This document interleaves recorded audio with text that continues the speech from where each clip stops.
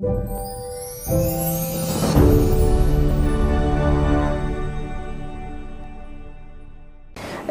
ar-Rahman ar-Rahim. We have a patient who received dual chamber pacemaker for sinus node disease. She had stroke from paroxysmal AFib, and we implanted for her dual chamber pacemaker. She had this paroxysmal AFib going on and off, and if we look at this memory, it was implanted in 2016. صح؟ لا, this is the شهر 9 16/9. Anyway, during this follow-up, she had it once here. This is AFib, and here in December 2023, she had it, which lasted here until we gave her this shock, and then she remained in sinus rhythm till the middle of January. After 14th of January, she went into atrial fibrillation again, and she came. We gave her another this shock, and in February she had been in AFib again. So what we are seeing here, this is the atrial fibrillation, and this is the conduction, the normal conduction. If we get here adjust, we can see everything here. Before we start, we have to have good ECG, we have good intracardiac, we have the atrial EGM, we have the ventricular EGM. As you can see, the fibrillatory waves, this is the atrial, the atrial chamber is sensing some of the fibrillatory waves, not all of them.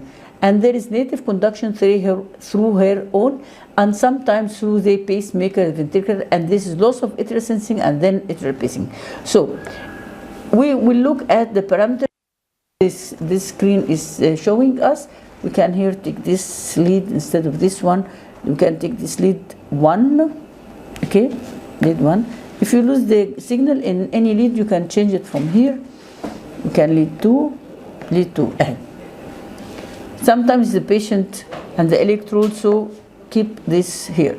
So this is the atrial chamber, this is the ECG limb lead 2, and this is ventricular electrogram, and this is the summary screen. صلحني بقى لو انا كده. Atrial sensing is here. Atrial pacing 9%, although she's in AFib. Atrial pacing is 23%. Ventricular pacing is less than 60% almost. It is 36%. 36%. And pacing we pace 23. So almost all through. طبعا because this is there is no mode switch because of the atrial sensitivity. So we go to the parameter. What is this going on? This is because of the atrial sensitivity is 0.18, and here AI versus DDD is still not sensing. I'm going to change this. This is the lowest, so we don't have any choices here.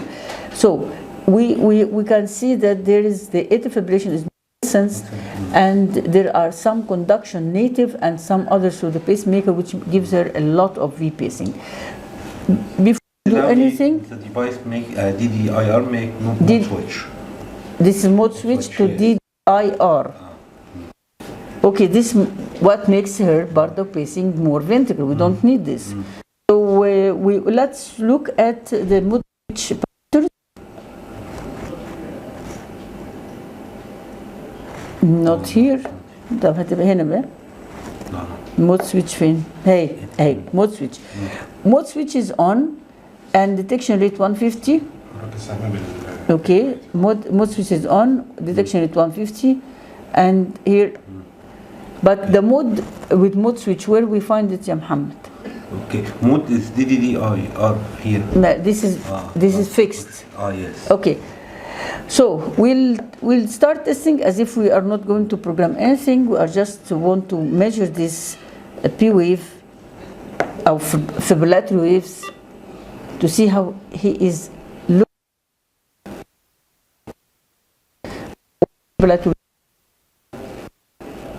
We'll see, because we have the sensitivity 0.18 you can take. Now he is measuring, trying to measure. It's 0.25 to 0.35. He should have been able mode switch. Okay. So here he saw it. He made mode switch, and he is doing it in DDI mode. صح? Yes. So. Okay, this is the strip. But the P wave should be sensed all through. Why is he?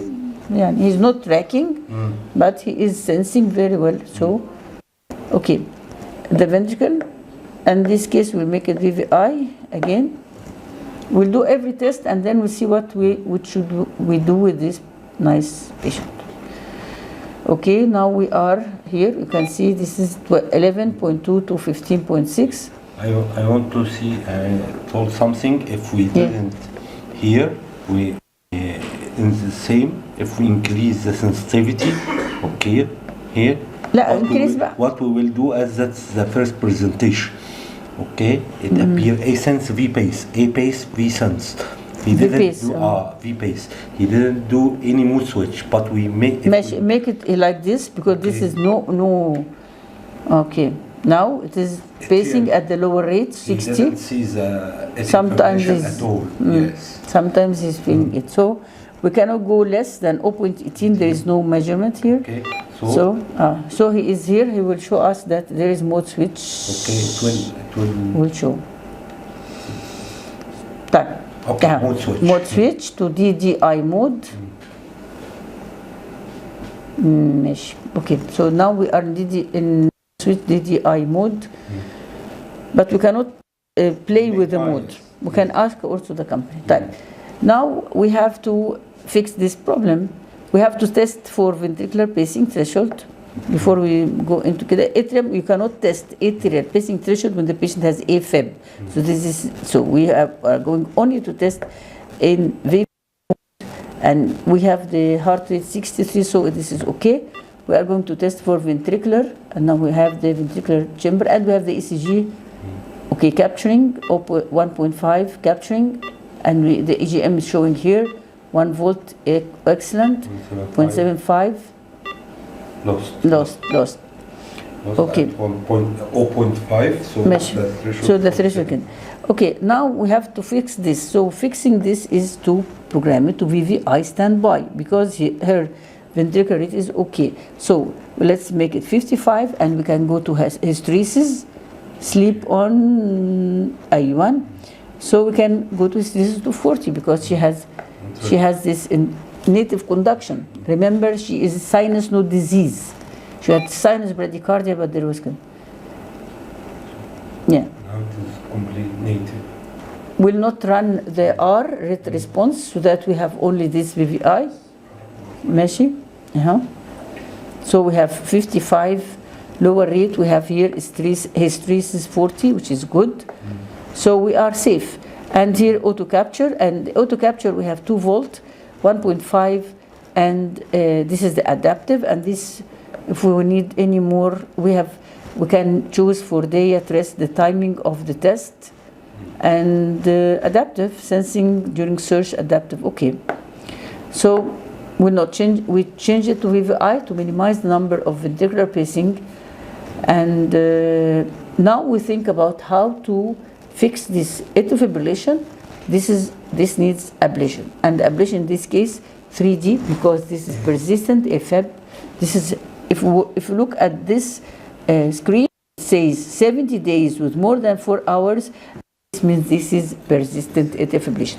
We are going to check for the impedance. The impedance is perfect. The pacing threshold of the ventricular auto capture is 0.75 as we measured. Then we have to look at the battery and the lead. We don't need to measure again. 9 years impedance, atrium, this one and this one, and get. So what is left? She is on anticoagulation. Remember, she had a stroke and she had this paroxysmal AFib in out. She received twice this shock, and we have to fix her atrial fibrillation. This is her echo. This is her echo. Echo da. Okay, normal echo, normal functions as we see. No abnormalities. The good thing is that the left atrium is normal, 3.9, is not dilated. So she is a good candidate for atrial fibrillation ablation using 3D electroendoscopic mapping. Thank you very much.